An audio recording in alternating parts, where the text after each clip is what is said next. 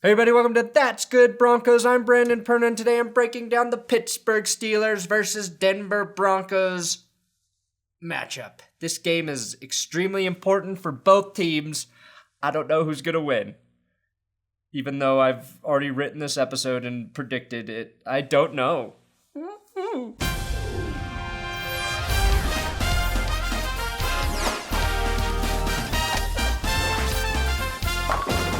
The Denver Broncos are heading to Pittsburgh to pit the NFL's best defense against arguably the best offense. This matchup will be more entertaining than that scene in Batman where the Steelers stadium crumbles to the ground.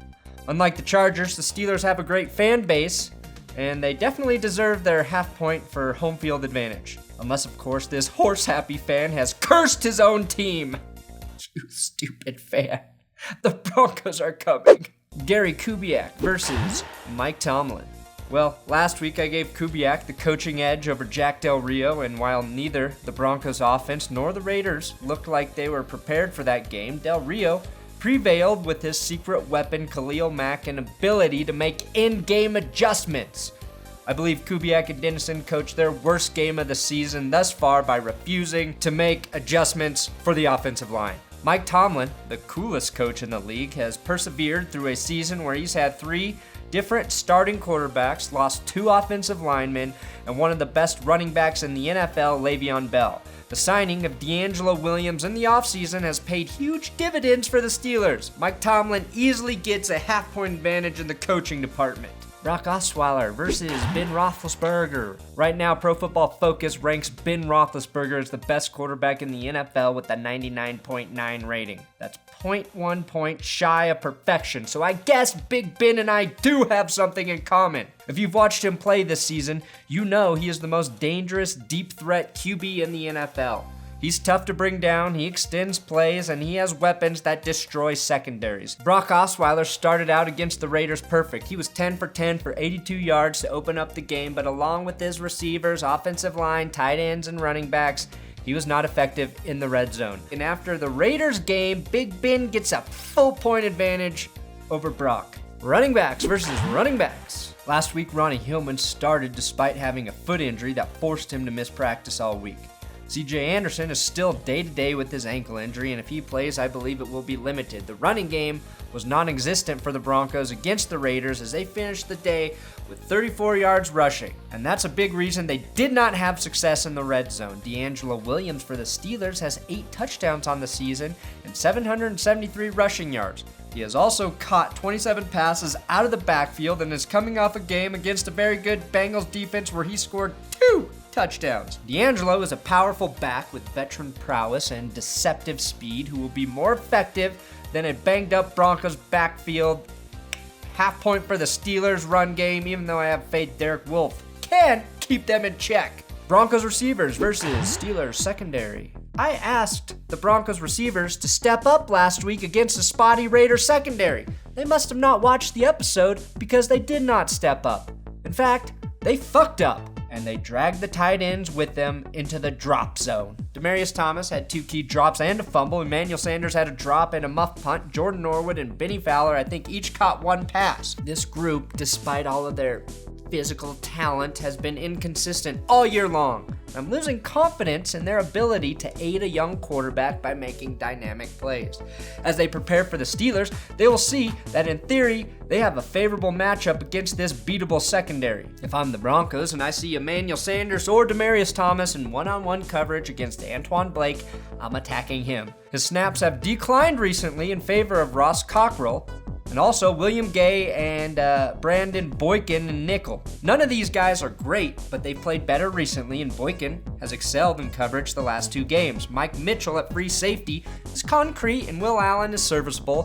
What's noteworthy is that this unit has gotten better as the season has progressed, and that's really what you want to see, unlike Denver's receiving core, which has sort of regressed. I'll admit, even against a secondary that's average, I'm grasping here, but I'm giving the Broncos a 0.5 advantage because I believe Emmanuel Sanders will have a big game as he returns to face his former team. Broncos offensive line versus Steelers front 7. Steelers get a Half point here, easy. The Broncos O-line played what may have been their worst game since week 1. Michael Schofield could not block Khalil Mack or Danico Autry. Evan Mathis only played 28 snaps as he's been struggling with an ankle injury. And as a group, they failed in run blocking. The Steelers have a pretty good defensive line. The freak, James Harrison, has been consistently effective from the end as a situational player. Cameron Hayward is working his way towards a Pro Bowl caliber season from the right end position. Like Denver, there is depth here. And in rotation, guys like Arthur Moats, Stephon Tuitt, and Steve McClendon are going to be effective. Again, not great, especially when you think of the Steeler defenses of the past, but with a high-scoring offense, they do exactly what is needed to get the job done. The points of attack for the Broncos should be aimed at rookie Bud Dupree at outside linebacker and inside men Lawrence Timmons and Ryan Shazier.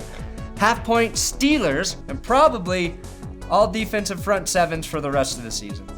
Tight ends versus tight ends. This is tough for me to evaluate because up until Vernon Davis dropped that wide open possible home run ball on 4th down in the 4th quarter, he was having his best game as a receiving tight end for the Broncos. The Steelers employ the savvy veteran Heath Miller, who's one of my favorite tight ends in the NFL. The only thing Miller does not do well is run block, but the Steelers have an effective running game, so I'd say that's a bit irrelevant.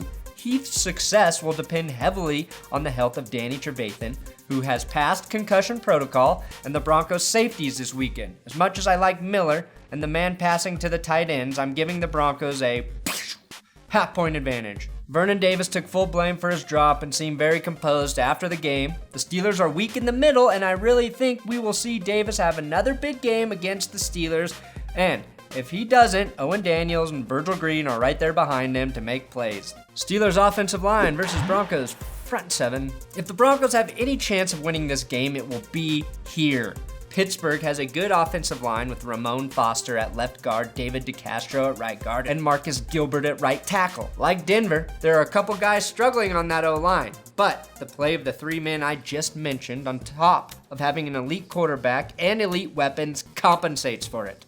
Center Cody Wallace is nowhere near the caliber player that Pro Bowl center Marquise Pouncey was, and Pouncey's week 1 injury has left a big void in the middle of that line. Left tackle Alejandro Villanova is also a reserve, and he's played on par with the Broncos tackle Ryan Harris. These two matchups must be exploited by the Broncos front seven. Plain and simple, Von Miller has to dominate. DeMarcus Ware will see an increased role against the Steelers, which is positive news for the Broncos. Danny Trevathan will probably return, and he could be key along with Brandon Marshall to take away Roethlisberger's check down plays to Miller and Williams.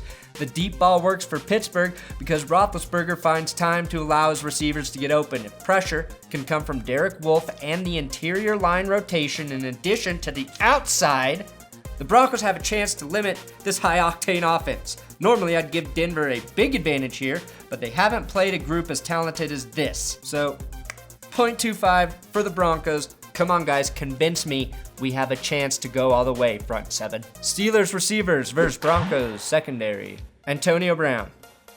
Antonio Brown, in my opinion, is the best receiver in the NFL. Brown has 100 receptions, 1,397 receiving yards, 7 touchdowns, and he's averaging 14 yards per catch. He's got 100 catches, and he's averaging 14 yards per catch. That's a first down every time he touches the ball. I want to see Chris Harris Jr. on Antonio Brown. Right now, Harris is ranked as the 3rd best corner in the NFL behind Josh Norman from Carolina and Tyrann Mathieu from Arizona. Harris hasn't allowed a touchdown to be scored on him since 2013, and I think it's really time for him to show the world what type of corner he is and shut down Brown. I have no idea if Harris can do it, but I'll pray to the football gods that Brown doesn't ride the Broncos as hard as he rides goalposts.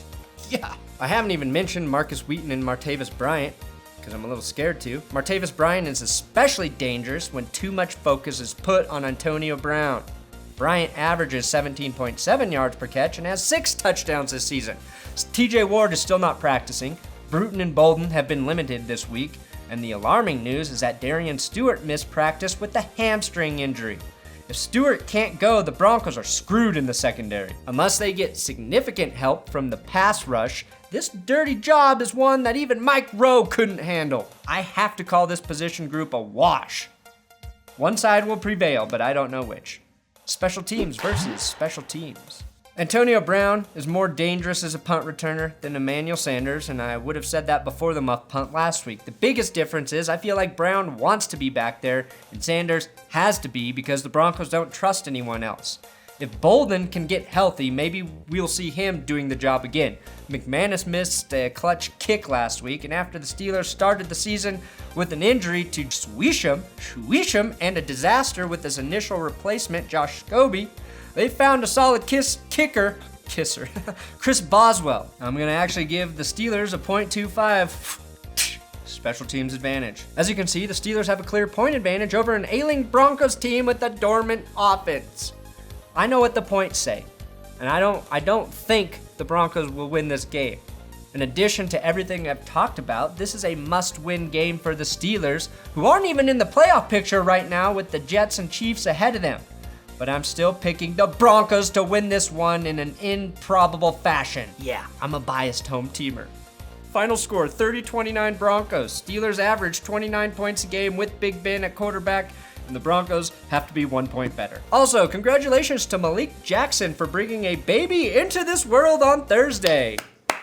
Maybe a little luck like that will help the Broncos. Thanks for watching another episode of That's Good Broncos Prediction Machine. If you haven't, check me out at themilehighhuddle.com. I make videos there. Also, give me a follow on Twitter at Brandon Perna. Yes, I can say my name. And subscribe to this channel. Share it. Get your Brock Osweiler t-shirts. At ThatsGoodSports.com, get your Brockwork orange shirts. Click the buy shit button so you can buy some shit.